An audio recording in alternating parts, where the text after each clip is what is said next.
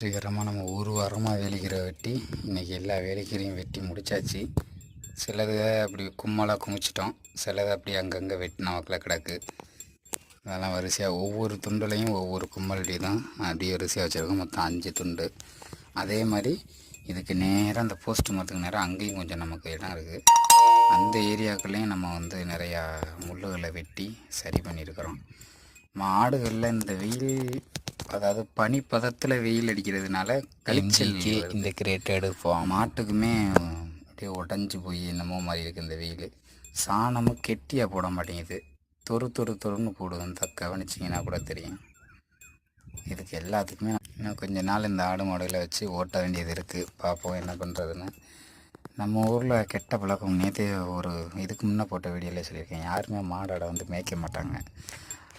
யாராவது மாட்டாட்டோட சேர்த்து விரட்டி விட்ருவாங்க.